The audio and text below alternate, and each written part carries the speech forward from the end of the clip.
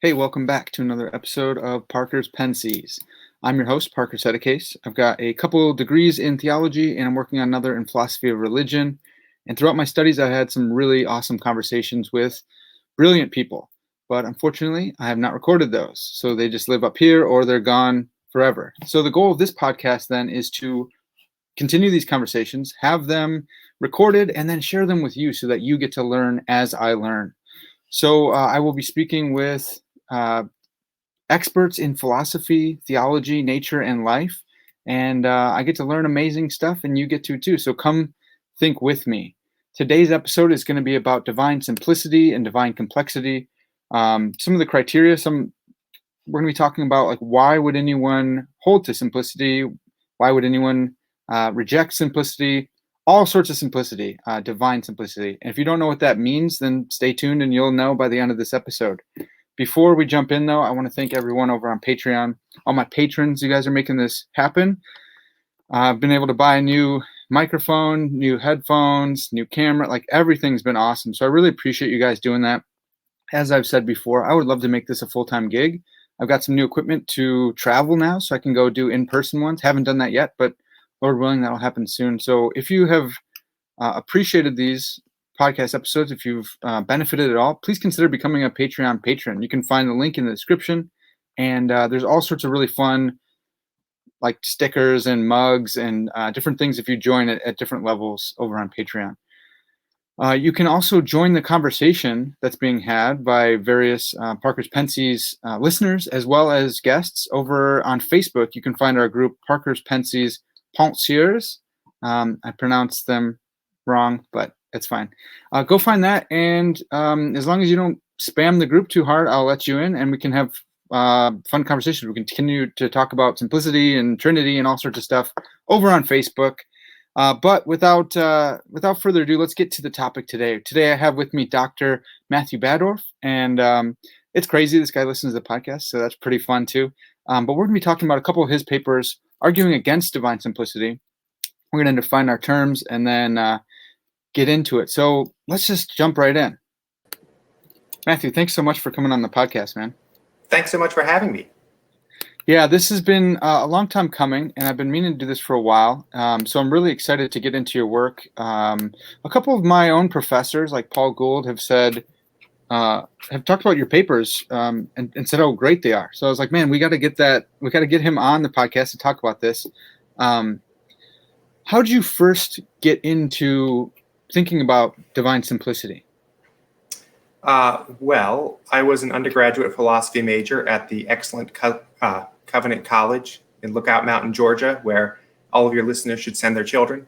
It was a great place. It was a wonderfully formative intellectual experience. But it's a reformed school in the PCA. And, like a lot of sort of Protestants in that vein, there was respect for the tradition, respect for creeds, but a real emphasis on the Bible.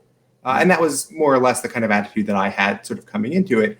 And I remember as a sophomore, everybody there had to take in addition to two classes on the Bible, you had to take 2 Christian doctrine classes. And so I was looking through, I think it was Millard Erickson's textbook for that class, a shorter, condensed version of the textbook that I think is used for seminaries. And looking at the section on divine attributes for class, and coming to this, little subheading, divine simplicity.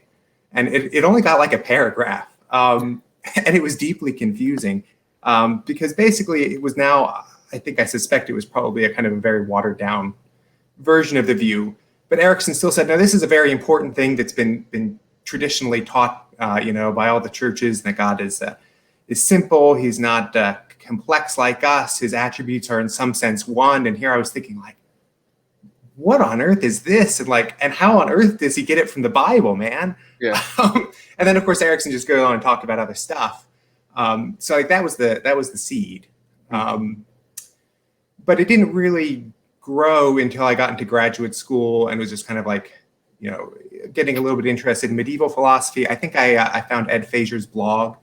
Yeah. And he, of course, he's a big into divine simplicity in a very like strong Thomistic kind of sense. And I was like, okay, now I'm starting to kind of see how these pieces come together, why people cared about this stuff. But I think I think you mentioned before we started recording that you're sort of attracted to divine simplicity, but you're not sure what to think about it. I was sort of the opposite. I was like, this doesn't seem right. I got to figure out whether what's wrong with this. That was when my headstrong 20s. Now that I'm a mature, arrived 34-year-old, right.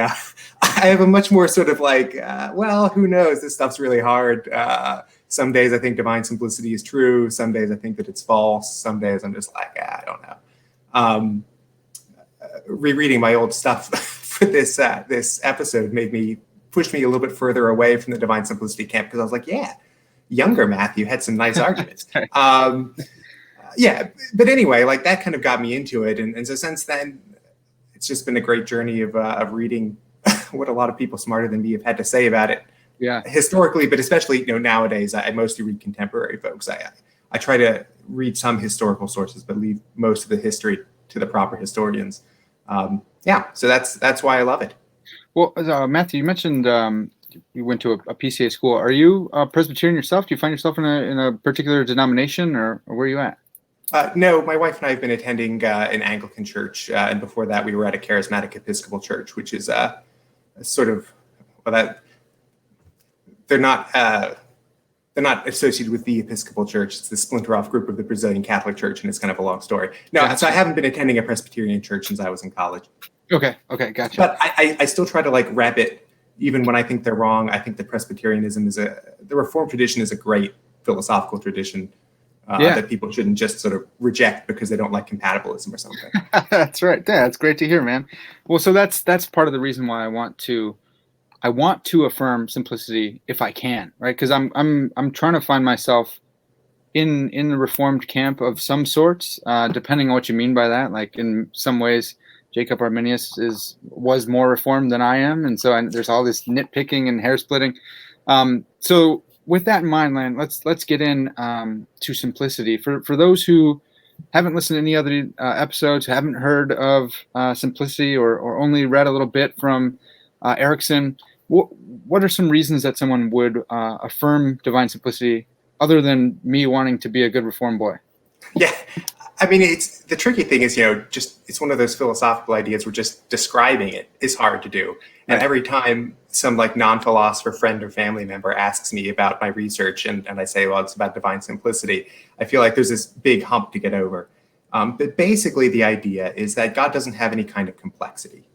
And you could kind of take this in weaker or stronger senses. Like I mentioned before, I don't remember, but Erickson is probably in a weaker sense. Like pretty much everybody thinks God doesn't have physical parts.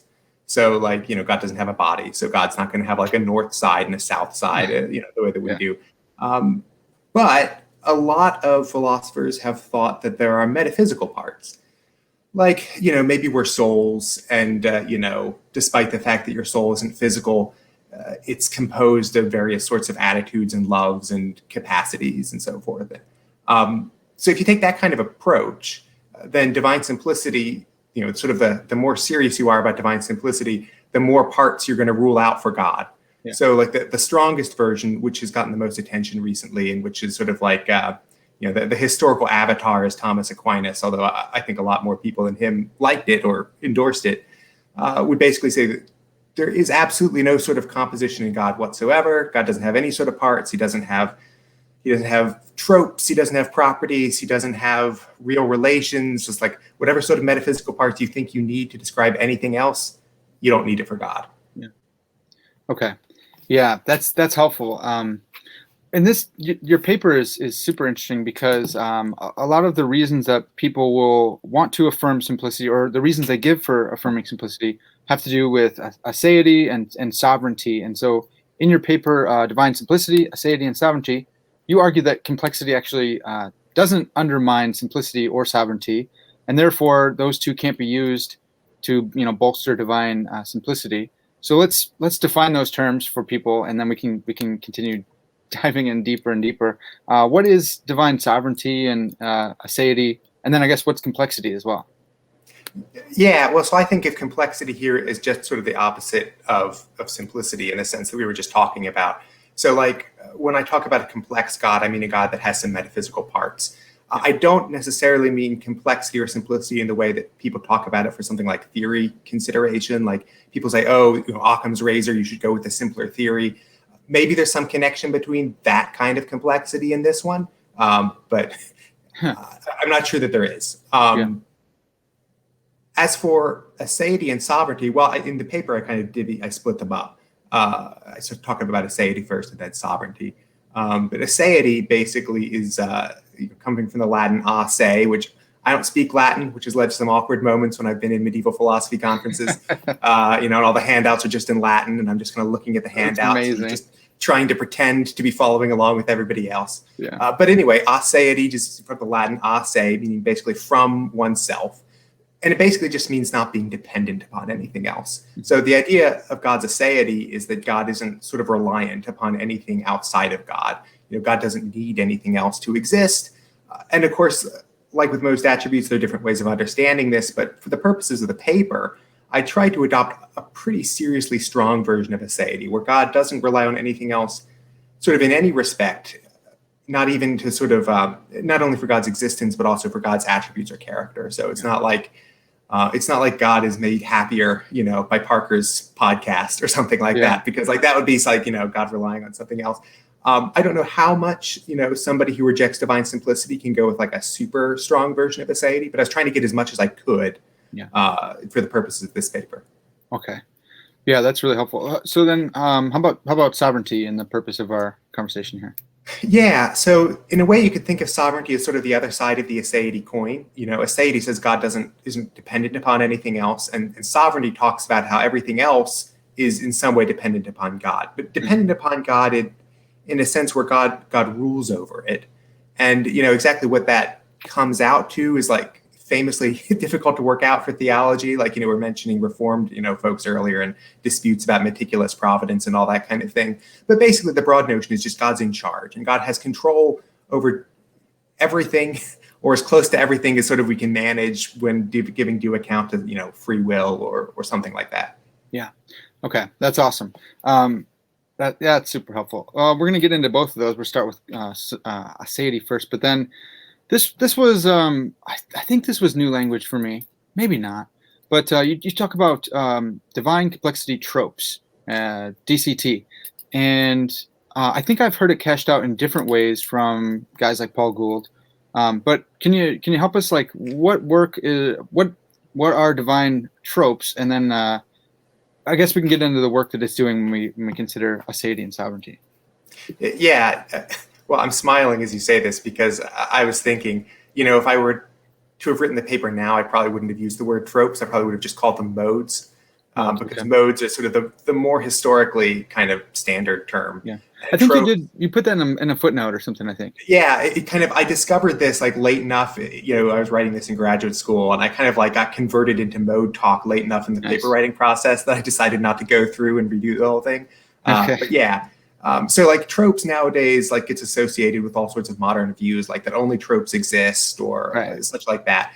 And so I don't want to give people that impression. For me, tropes are basically particular properties. So like, you've got a green shirt. Greenness might be some universal, people debate whether universals exist, but like supposing they do, there's this universal green.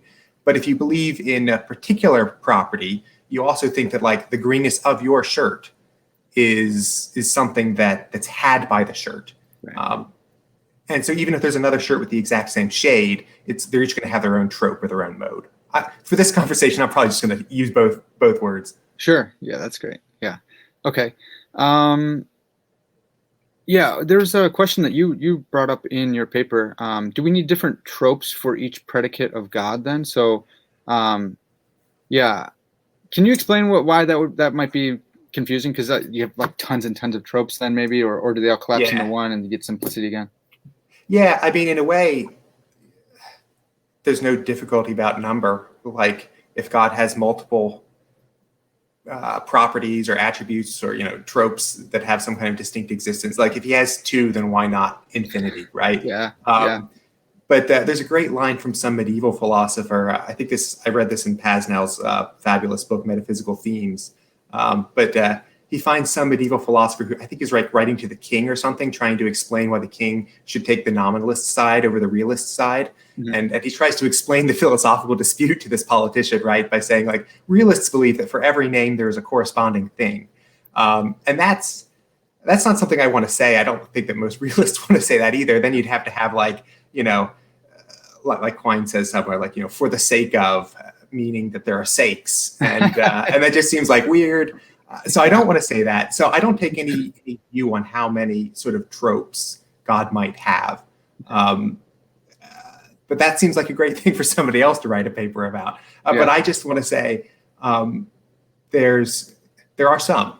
And that it seems like, something like God's being the moral ruler of the universe or being just or something seems like it's probably made true by a different trope than something like God's being powerful. Yeah. Yeah. And then, maybe you could, I know that once you have one trope or once you have one other thing in God, then you have complexity. But it does seem like, let's not do too much complexity. Let's not get carried away in our complexity here. But it's. Well, no, I think there's something in what you say. And this actually kind of gets at the other paper that, Lord willing, we might end up talking about if we have time, which is the paper on divine beauty, because I don't want to put words in your mouth, but I wonder if part of what's going on is that you want God to be this, like, sort of transcendently excellent, wonderful, beautiful being. And, like, you don't want to, it's not beautiful to just have, like, a whole bunch of sort of, like, dangly sort of, odds and ends kind of hanging out because, like, we need them to be there, but they're not really, like, unified or something like that. Yeah. So our background, I grabbed, I think I just Googled myriological symbol, and I got that. That's not a myriological symbol, but it's like a picture of myriology.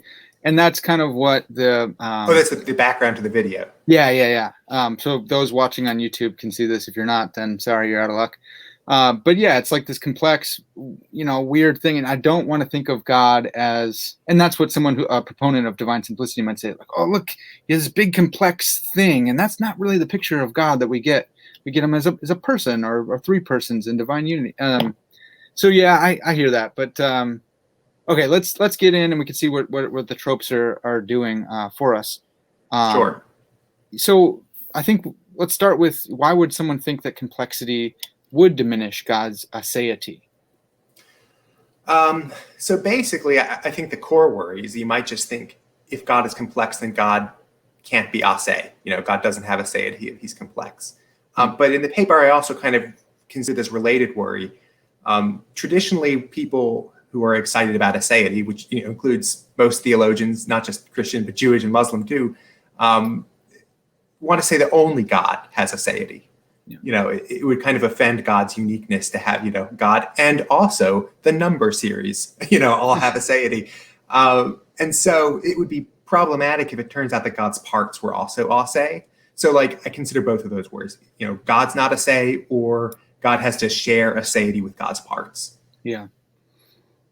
Yeah. God sharing aseity with his parts I never got that one being such a big deal, because it's like, well, that's still God. It's not like they're outside. I think the concern for me is usually when you read like PVI or someone and they're like, the Platonic realm is also co-eternal with God, and he didn't create it, and he has no, like, he just has to deal with that. That one seems to get me with his aseity and stuff like that. Because then if he has to appropriate properties, I don't even know how to make sense of that. But if he's dependent on his properties, and his properties are exemplifications or somehow dependent or related to this abstract realm, then that might mess with divine aseity. Any thoughts on that? Yeah, if he's got to go, like, borrow them from the Platonic heaven to sort of be who he is, that seems like a real problem. And that does seem a lot worse than just sort of sharing some of his, aseetic glory with something that's part of him. No, I agree, and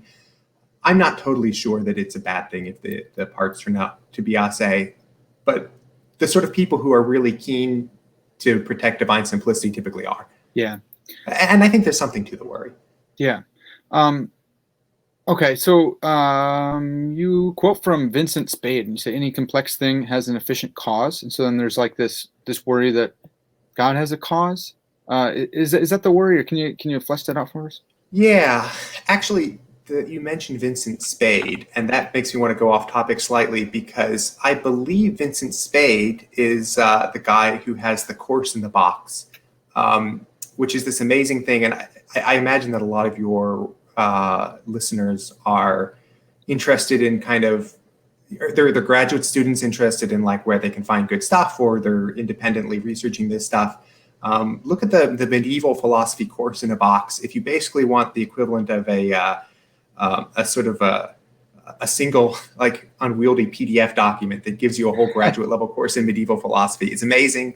It's really good. Anyway, awesome. So Vincent Spade, who knows, of course, like way more about medieval philosophy than I ever will, he thinks that the medievals tended to assume what I call CIC in the paper, basically that complexity implies causation. So if you've got anything that's complex, anything that's not simple, then it's got an efficient cause. And the thinking seems to be you needed to have somebody to put the parts together. Like imagine things that are complex as being sort of like, Lego structures made out of little Lego bricks. The default state is for the bricks to be separated. You need to have some kind of thing putting them together. That's the efficient cause. That's the role that efficient causes play in an Aristotelian framework. It's the outside force that like assembles something. Yeah. So that's the first worry. Okay. Yeah. What do you make of that worry? Is it like super unreasonable to just be like, well, no, like just God is self-existent. He's got the Lego blocks are already there because there has to be.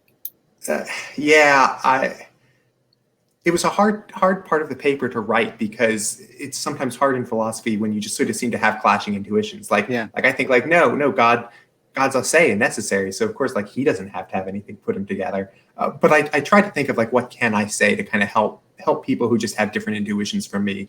Yeah. So one thing I say is, look, the complexity implies causation seems most intuitive for ordinary physical objects, where it seems like we see them get put together and fall apart all the time.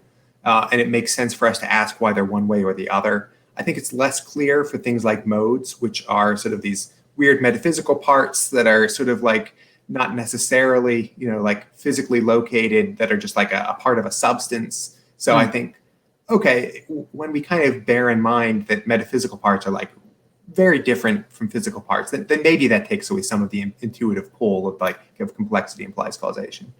Okay. Yeah. That's good. Modes talk is cool. It's something that's new to me, so I'm still like, I'm still hazy on it. But in certain conceptions of like substance dualism, there's not actually two substances, but the body is a mode of the soul. So there's like the substance plus the properties exemplified, and an exemplification relation, I think.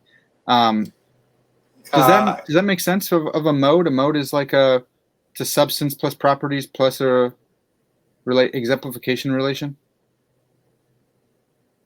I think I try to be really neutral on some of these metaphysical questions about how it all fits together. Okay. But modes are going to be in some way attached to a substance. Okay. And they depend upon that substance to exist. That's like part of their essence of that mode is that it's attached to that substance. Yeah. Which is fun for the medievals because it sort of wrecks, merry havoc sort of with theories about the Eucharist. But that's a whole other problem. Yeah. But yeah, it's how it gets attached to the substance is a really tricky metaphysical question. Like Okay. not the causal history, that might also be a tricky question, but like Sure. what it is for a substance to have a mode. Is Yeah. there some kind of exemplification relation there? I seem to recall that there being perhaps some difference between an exemplification relation versus an inherence relation, but please don't. I've heard that too. No, I've heard that too, and people will say that, and they say it's like a debate between the Aristotelians and the Platonists, and I think the Platonists go for exemplification, and Aristotelians say instantiation or something like that. And I'm still, dude, it's wild. Oh no, I'm right there with you. One thing, I guess, like when I think about it in terms of Platonists versus Aristotelians, I think, oh, well, the Platonists say that the property's out there and the Aristotelians say it's part of the substance. But then if I ask myself, well, okay, well, what's the difference there? Like, what does it mean to be part of a substance versus not? I think it gets hard to spell out really carefully. Yeah. So like, if you think that all properties are outside of the substances that they're in, then a lot of the stuff that we're talking about here is not going to make any sense to you. Yeah. Yeah, that's good. Okay, so you bring up this thing PDK, and for me that's Philip K. Dick, but so it stuck out to me. But it's not. It's That's not. a good thing. Yeah. Yeah, it's not what you're referring to here. So power knowledge difference. Doing some work for you here. Can you explain what that is, and then how we can use it? Yeah. So the thought here is that this is just like an intuition that I just sort of like set up as kind of a motivation for rejecting divine simplicity, but more specifically here in the argument as just a consideration to maybe loosen the grip of complexity implies causation on people. Where I want to say, look, even if it turns out that complexity implies causation is plausible, it's not the only plausible thing out there, and sometimes we just different plausible things turn out to be inconsistent with each other, and we have to pick one, right? Yeah. And so I try to, reduce the plausibility of complexity implies causation by saying, oh, it's not like a physical object, and by saying like there can still be some explanation for why the parts are there, just won't be an outside causal explanation because CIC says it's got to be somebody outside of putting it together, but right. As we'll get to in a minute, that's not the only kind of explanation that exists in the world. So like maybe there's some other explanation, but if you're still kind of attracted to CIC, I just say, look, it seems like what makes it true that a being is powerful is not also what makes it true that a being is knowledgeable. Yeah. So like if we're talking about like truth makers for sentences or propositions or something like that, it strikes me as intuitive that knowledge and power are rather different. I don't really get too much into why, this is just my bare intuition, but like, I think you could probably try to come up with an argument. I was thinking about this earlier this week, and I thought there might be something a bit like a direction of fit difference between knowledge and causal power. So like people talk about direction of fit for desires and beliefs, right? Like for a belief to be apt is for it to match up with the world. It's got to like conform to the world. For a desire to sort of be successful, the world conforms to the desire. Yeah. And so maybe there's something a bit like that. It seems like knowledge sort of reflects the world. It's made apt by like corresponding to the way that things actually are. Whereas causal power is sort of apt when it like succeeds in changing the ways that things actually are.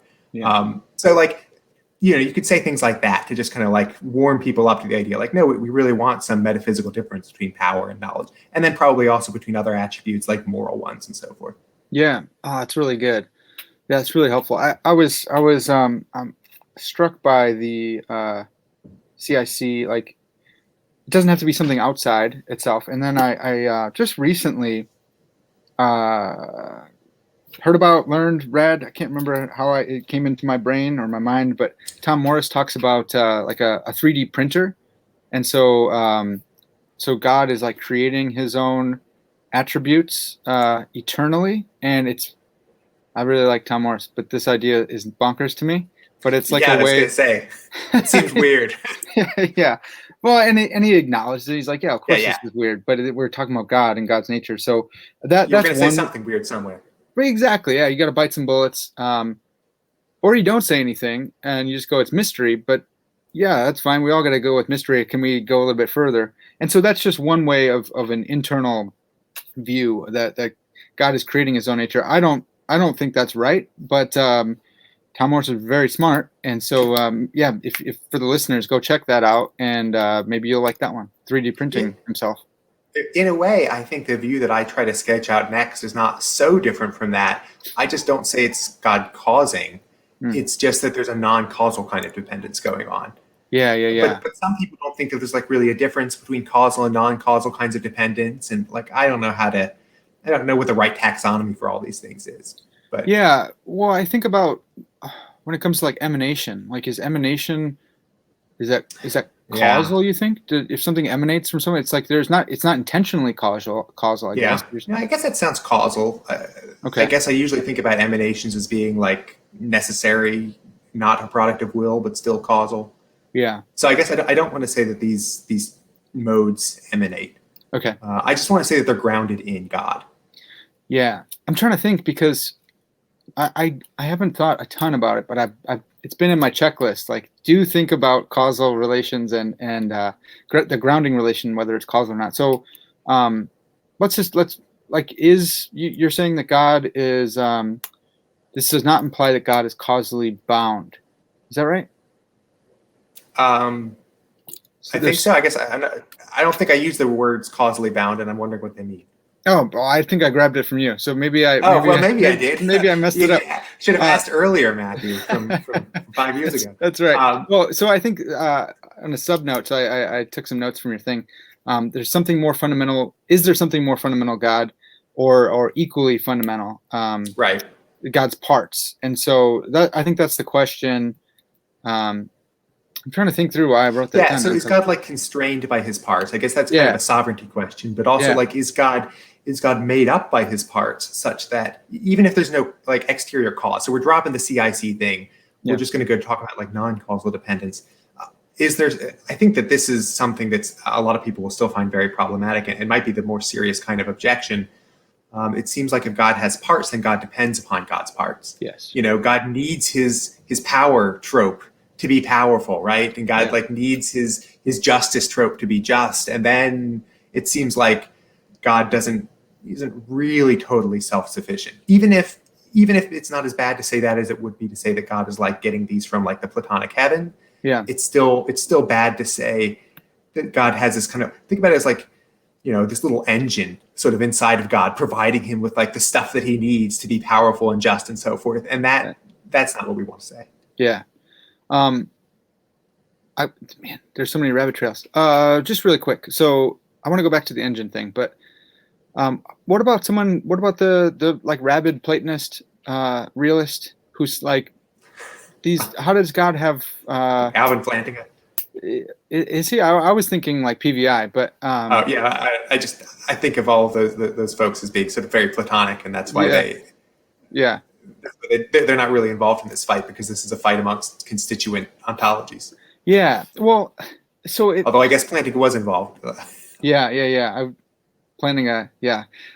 If someone said like, well, how come God's tropes get to be tropes and not universals? What makes God's power so sui generis that it doesn't inhabit the Platonic realm? Where maybe I'm assuming Platonism here, but Yeah, what do you like make of it? why do we need the Platonic realm at all? Maybe we just have tropes. God has some, you've got some. God's related to his tropes maybe a bit differently than you are, but I don't know. It's been a Yeah, long yeah, time since I really thought yeah. about like Platonism versus nominalism stuff about universals. Okay, okay, yeah. I'm super deep into that right now because I'm writing a paper on God's thoughts, and so it's just Oh, like nice. super deep. Oh, Okay, so hey, this is a yeah, little rabbit trail too, but have yeah. you read Michelle Ponchuk on divine ideas? I don't think so. She What? published a paper on it like, I don't know, 8 years ago or something. Um, Panchuk, I think. Really good stuff. Dude, I'll check that out. Thank you. That's huge. Yeah, I'm trying to read like all of it, so I guess I'm not as deep as I thought. There's still more every day, and more pops up. Okay, so what do you make of we going back to the machine, the little engine that could inside of God? Um, is that the case? And if so, is that a problem? Yeah, I don't think it's the case. I think I used to not be so worried about it, but sort of in the course of writing the paper, I sort of came to appreciate, maybe through the help of great folks like Caleb Coho. Hmm. I hope I pronounced your last name right, Caleb. But sort of, I got this quote here somewhere um, that kind of illustrates, I think, the kind of thought that I used to think was okay, but now I'm worried about. So Hughes, in his book on Aquinas, says, no, this kind of dependence is fine. Like to have the sort of like little engines, inside God, sort of providing God with, with these attributes in a way. I don't know if this is exactly how Hughes would say it, but what he says is, this just means that there's some constituent of God whereby God is a certain way. And I'm not totally sure what Hughes meant by that, but I worry about that kind of language because it seems like the whereby really does make God dependent Yeah, on the trope, and like that's just not aseity, or at least not the strong kind of aseity that I want to defend here. yeah, yeah. These tropes, the tropes aren't. They're not. They're dissimilar to universals in that they're not multiply realizable or multiply instantiable or exemplifiable. Is that right? Like these are divine tropes. Yeah, well, I think probably any tropes Oh yeah, yeah, aren't but especially not these. At Yeah. least if you think that they are like incommunicable attributes, some of them. Yeah. So I say weird stuff like that because I like the trope stuff for God. Maybe it's special pleading, but I don't like tropes other places. I do like universals and stuff like that. Oh, okay, interesting. This is Paul Gould does something like this in trying to resolve the bootstrapping concern when it comes to God and his own nature.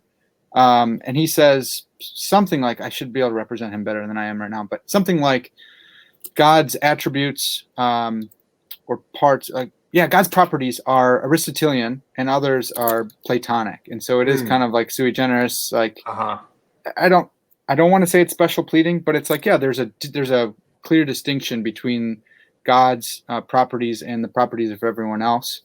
And so, well, it's not special pleading if you've got some good reason for it, I think, right? And like, I'm not sure what the reason would be, but I think this is an interesting idea. Like maybe, so metaphysically speaking, we're going to start with God, and then God grounds God's tropes. Yes. And then in some way, God's tropes ground universals that sort of correspond to them. So like God has a power trope, and then all universals that have anything to do with power, whether it's a lot of power, little power, infinite power, they're all in some way dependent upon God's power trope.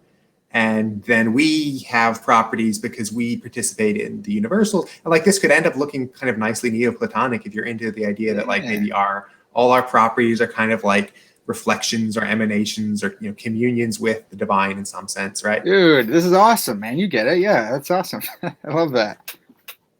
Okay. That's good. That's good. I really like that. That might be what Paul's saying anyways. But I think that is actually what he's saying. Yeah. Okay. So we talked a little bit about aseity, and I don't know. Do you feel like that's tied up with a bow? Nice and neat. Anything else to say about it? Let me just say, so like the problem there is we don't want to say that the tropes are explaining things about God. And I think it's sort of tempting to say like, well, that's what tropes are there to do. Like, why are you talking about tropes if not explaining things about God? But sort of in the late on in writing the paper, and like I said, Caleb Coho was really helpful here, and also Paul Aldi. Paul in particular knows way more about metaphysics than I do. And he pointed out that there are a couple of different versions of trope theory. Like one of them is this explanatory view, but it's not the only one out on offer. And so you got people like Lowe and I think he pronounced it Hale, H-E-I-L. I always say Heil, but Heil, that sounds right. Yeah, Heil and Lowe, basically they offer this other view, which you could call this identity view, where tropes are identical to ways that their substances are. So you don't say God is, you don't say God is powerful because of God's omnipotence trope. That would be kind of like saying God is powerful because God is powerful. Like that's just that's not actually an explanatory statement. God's power just is the trope. So the trope isn't explaining anything about God. The trope just is the thing about God. Yeah. And the worry then is like, why do we have tropes after all? Like, what are we paying them for? No philosophical wages without philosophical work. But then the answer is just like whatever other reason you wanted properties. So like maybe you want them to explain facts about resemblance, like God resembles, Hitler resembles God in power, but doesn't resemble God in his opinions about who should control Europe. Maybe you want tropes to explain truth making for propositions about God. So like you want to explain the proposition God is powerful is true, right? Or maybe you just want them because you think God's attributes aren't identical, which like, I don't know, maybe that's just like a naive thing that I still sort of like hold on to, but they're at least doing that for me. Yeah. Yeah. So I wonder if you could use like a myriological, like whole priority instead of part priority here to do some work. Yes, absolutely. Okay. Oh, that actually reminds me another like rabbit trail thing. I was thinking like what would I want to tell the people who are listening, and especially the people who are graduate students and who are like struggling through trying to find their way like in the academic world. I remember when I was writing this thing, I was really scared of being scooped. Like I think I have this great idea. It's plugging a gap in the literature, man. And this would be so great. But what if somebody who like, smarter writes some better paper about it before me? And then it happened because Greg Fowler wrote a paper where he talked about the dependence of the parts on the whole, and he applied it to disputes about divine simplicity. And I saw that, and a part of my soul was just absolutely crushed.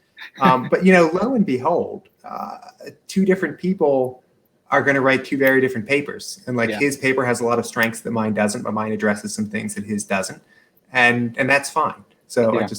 I want all the students in there not to worry as much as I did about that. That's good. I had that happen to me. I got scooped, but 10 years prior, it happened. So it's not. I don't think it's actually scooped. I've had that happen too. I had this great thought in some class, and I thought, oh, this is a great paper. And then I realized that was it Marilyn McCord Adams? Somebody had come up with it in the 90s, and it was one sentence in her paper. Nice. Yeah. And I was like, well, okay, never mind. I guess everybody knows it now. I've been thinking of this idea. I got accepted for Society of Christian Philosophers, so I'm going to be presenting, Lord willing. That'd be awesome. But I have to change it a little bit. But I've been thinking about it forever, and it's an argument for God from concept acquisition. And then I hear Chad McIntosh talk about it and say, "Oh yeah, no, Haldane's been saying this in this one book," and I was like, "No way!" So I bought the book and looked it up, and I was like, "Dude, this is so sad." But mine's a little tiny bit different, and I think it might be able to get that's enough. Yeah. But I do want to put a footnote saying I've thought of this independently, though it is here and him, and he might say it better than me. So that's what I ended up doing with Fowler's paper. That's good. Oh, I am still here. I don't know, dude. This always happens. Sorry. So let's go on. For audio only listeners, Parker's video feed just disappeared. Yeah. So sorry, it's distracting. I'm still here. Let's go on with sovereignty, though. Sure. Yeah. Why would someone think that complexity would diminish God's sovereignty? Yeah, sometimes when I was writing this paper, I was like, is this two different papers? What's the minimum publishable unit here? Yeah. Because I'm not sure how connected sovereignty and Aseity are. Maybe they're just different motivations. But from my recollection, they seem to have been sort of connected for some people, especially Alvin Plantinga and Hugh McCann in his great book on God and creation, where he argues for simplicity. So the thought here is basically we're adding to the world if we say that God is complex. What I mean is, in addition to God, now we've got all these tropes running around or whatever, right? I was using tropes as an example. I like these tropes, but whatever it is that we end up putting in God. If you're really big in God's power and control over everything, then it seems like we're putting in some things that God doesn't have control over. Yeah. God creates all of physical reality, and in some way is sort of in control, perhaps, of non-physical reality too. It's kind of controversial, to what extent you could say that about something like universals or numbers or something like that. But some people want to go there. Yeah. But then it seems like God doesn't really control, God's power or God's justice or something. And so the thought is, it's just theologically bad for that reason. Mm-hmm. Yeah. Intuitively, it seems kind of weird to think that God controls God's power such that, he can't create a square circle because he just wouldn't want to.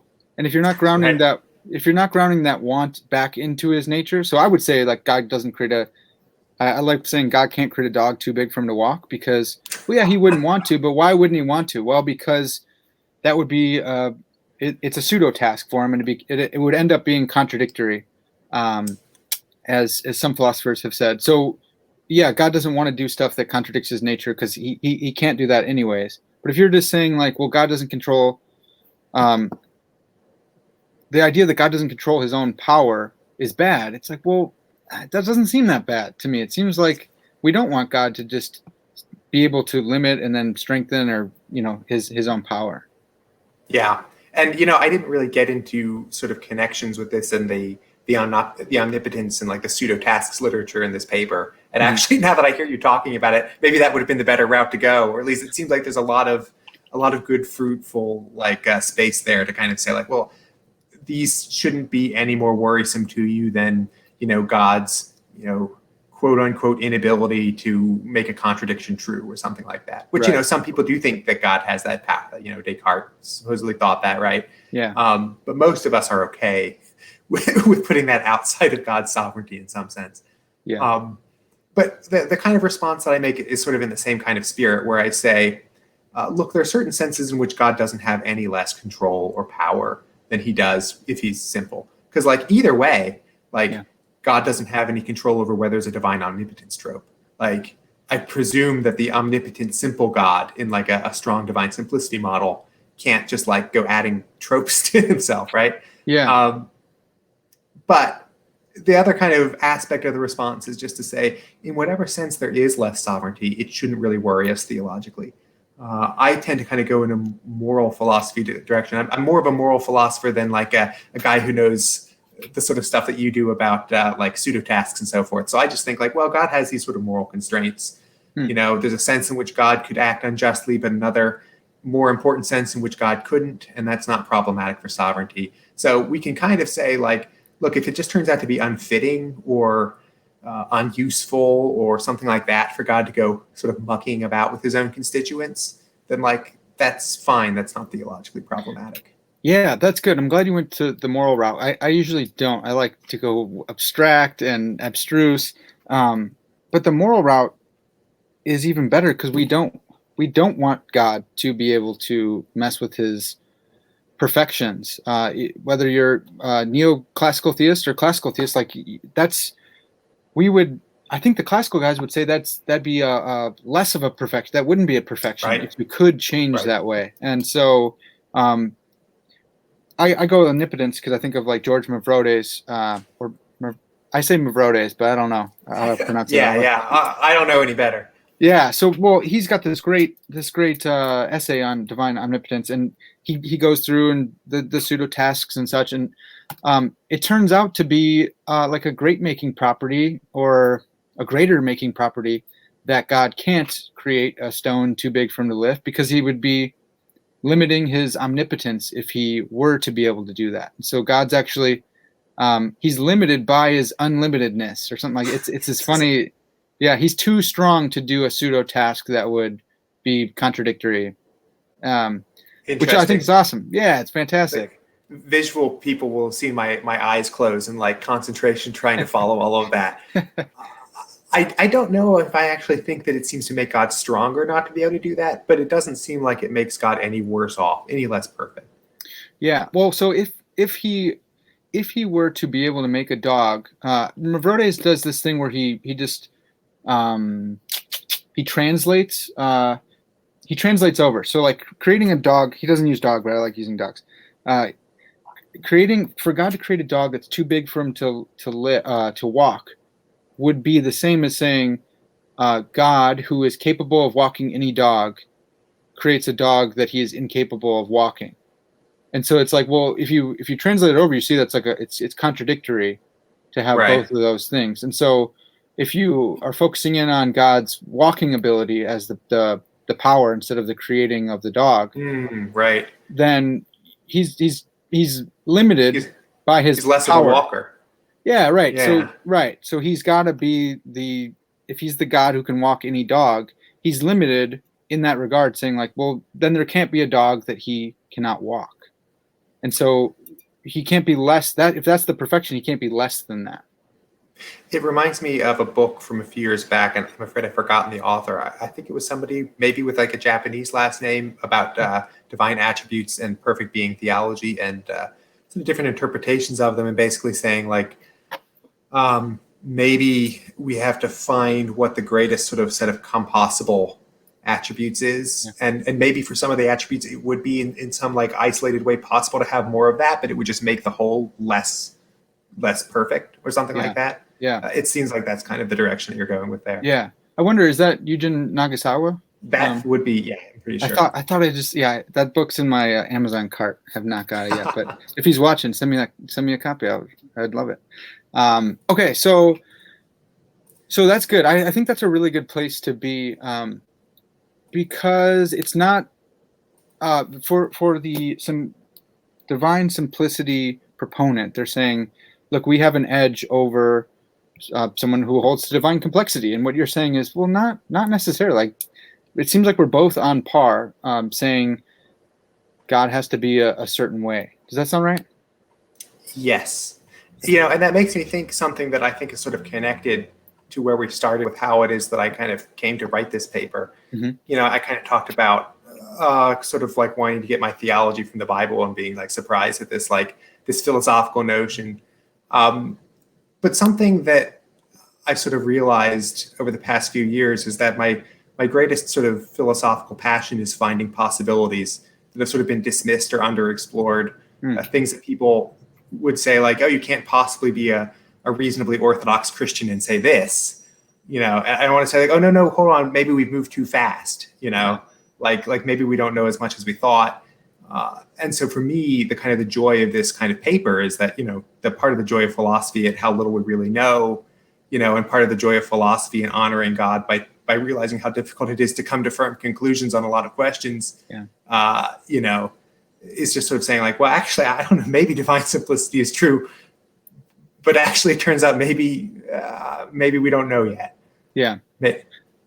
Yeah. Well, Matthew, what, that's such an interesting, I don't know if I call it project, or maybe you called it project, but that like impetus to stretch our concepts on what a Orthodox Christian can or cannot say. Where does that come from? Like, where is the what's the motivation?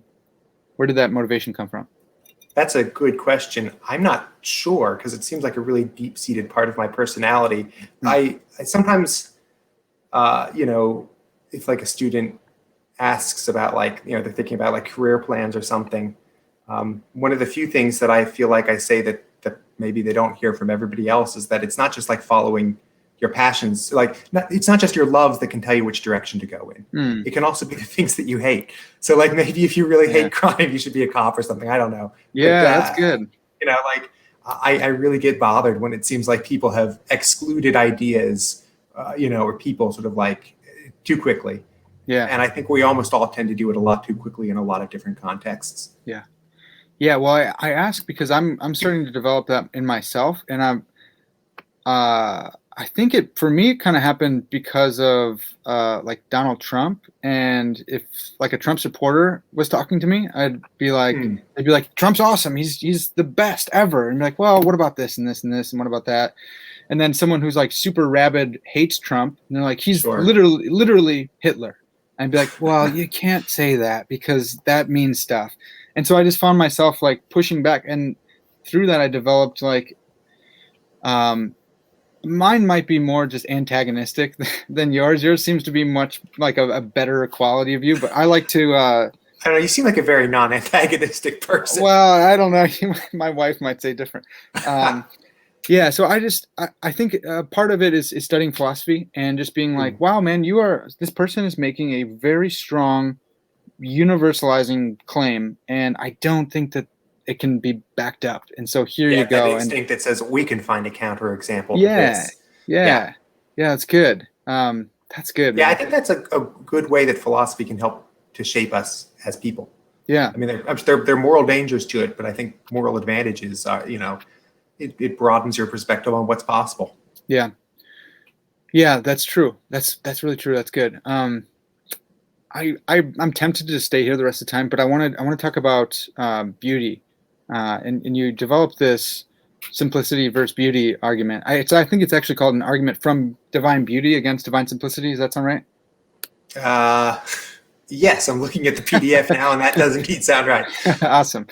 So I have the argument here. I'm going to say it, and then we can talk about it. But premise one, God is beautiful. Let me jump in before you do, just because I was just singing the praises of sort of like being open-minded and all that kind of stuff. Now you're going to get an argument that divine simplicity is false. So let me just come out ahead of it and say, I'm not totally 100% sure this is right. I just think this is a consideration that we should take, and to sort of like keep this in mind. Here might be a cost. Anyway, with that said. That's good. That's good. I like that qualification.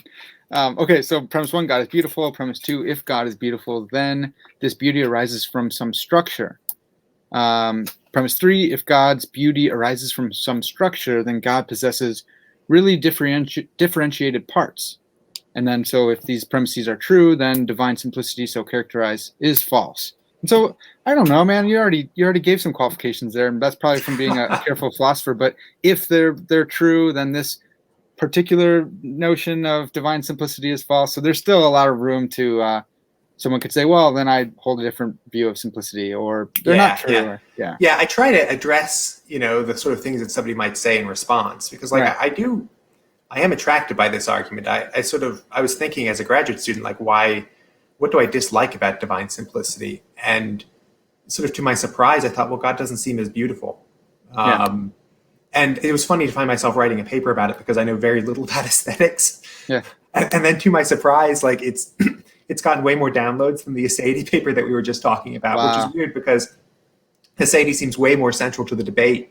I wonder if it's just because there's so little analytic stuff about God's beauty that anybody like Googling it like found this paper and then was probably very disappointed because I don't have very many I don't have great aesthetic insights. Yeah, I mostly that's just talk awesome. about simplicity. But yeah, Yeah, but the sense is just it seems like there's something about God that's beautiful, and beauty, I think, as a general rule, seems to arise from some kind of structure in a very loose sense of structure. It doesn't have to be like regimented or like punctilious like arrangement of things, okay. but it's a kind of a I call them harmony relations in the paper. It's a matter of parts being harmoniously related in some way. Yeah, Um, so God is beautiful, where beauty is the most exalted kind of aesthetic state. It's kind of like as knowledge is to beliefs, so beauty is sort of aesthetically. And if God is beautiful and indeed has like exceedingly great beauty, maybe infinite or perfect, or something like that, it seems like this beauty is going to have to arise from some kind of structure. And if the structure isn't going to be external to God, which I think it can't be, because God can't rely on anything outside of God's self for for perfections, right? Aseity. Yeah, Yeah, exactly, Aseity, and I'm a big fan of Aseity. yeah, So because of all that, it seems like there has to be some kind of structure in God, and that structure has to involve some kind of metaphysical complexity. yeah. Well, yeah. Why? So, in defense of premise two, if God is beautiful, then this beauty arises from structure. Why think that the structuralism is true? Like, I know you argue for it. So, yeah, Yeah, why think that? yeah. Well, so the structuralism. Let's see how how I wrote it down in the paper. So the thing I'm trying to defend, structuralism, if an object is beautiful, it has a kind of unity, proportion, harmony, or some similar relation of various elements of a whole. Hmm. And the thought there is I just tried to reflect on beautiful things. And I don't want to just do like a simple induction, just like notice what beautiful things sort of all have in common, but see, this is kind of like a rationalist project of like a priori insight, but like see if I could see what it is about them that is making them beautiful. Yeah, And so, like like I said, I don't know much about aesthetics. I'm actually kind of artistically not a very sophisticated person, but I can appreciate like symphonies. I come from a big music family, and complex sort of musical, even simple musical pieces. They're arrangements of sound over time, right? They're not just like one note. Like even some of the like minimalists, I love contemporary minimalists sometimes, and like even Philip Glass is not just actually just playing one note. yeah, Um, and it seems like visual beauty is kind of the same way. It's a matter of a variety of different sort of colors in a visual field kind of being related to each other in the right kind of way. yeah. Okay, I got a possible counterexample, which you do deal with. There's this there's this Netflix show, Death, Love, Death, and Robots, or something like that. And Yeah, are you familiar with it? I've seen a It's couple pretty. episodes, I think. It can be. Yeah, it's kind of graphic and stuff. So I'm not recommending it, but I have watched it. There's this one where this robot dude is obsessed with this color blue. Does that ring any bells for you? No, I don't think I saw that one. Dang. Well, I he saw the one becomes about like the cats. yeah, the cat's one's pretty wild. Yeah. So he's obsessed with this blue. He becomes like he's this robot, but he's a really famous painter, and he just makes a little blue splotch in his beautiful picture. And then as time goes on, it becomes bigger and bigger, and he just becomes obsessed with it. And so he thinks like this one color of blue is just absolutely beautiful. And Hmm. so you bring up the same kind of counterexample in your paper, that just someone might say, hey, what about a beautiful single color patch like the robot was obsessed with? Isn't that beautiful, and yet it's simple? Right. So I guess there are a few things to say about that. One thing is, I don't think that beauty is the same thing as artistic excellence. Mm-hmm. So like if some artist becomes obsessed, like this is so far away from me, I can't really imagine what it would be like. But if some great painter becomes obsessed with a color and does art with it, people who know about this stuff tell me there are various things you can be trying to do with art, and being beautiful is only one of them. So the fact that it's a great work of art, what he ends up doing with this like color blotch doesn't by itself tell us that it's beautiful. Yeah, you can make a disgusting, horrible. Any of the postmodern folks, they're still trying to tell a message or whatever, even though it's disgusting, horrible. Yeah. Right. And I mean, I don't think that the idea with the blue patch is probably supposed to be that it's disgusting. But one of the other things to say, like a second of three here, is I don't think that beauty is just identical to sort of giving pleasure, like when viewed or experienced or something. So like if the robot is like obsessed with this, like one possibility is he's trying to do some weird art thing. Another possibility is it's just really doing something for him sensationly. Yeah. That turns out to be what it is. Really likes it. Yeah, you got it. That's exactly what spoilers, but yes, that's the case. Right. Yeah. And that's not the same thing as being beautiful. I mean, they definitely seem related, and maybe if you're functioning well, you'll find really beautiful things to be attractive in that kind of way, but I don't think they're quite the same thing. Sure. But what I end up spending most of the time on in the paper is to just say, I think color splotches, color bits of color can be aesthetically pleasing, aesthetically good, but not beautiful. Yeah. And I tell people, imagine a color patch, but don't imagine it with any kind of structure, which means it's not going to be a part of some larger whole.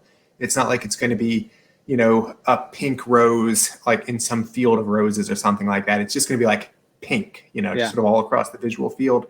I think that there's something aesthetically good about that. I just think that beauty is like the most aesthetically exalted state. Yeah. And so it seems to me that the color patch doesn't get that high, doesn't get that far.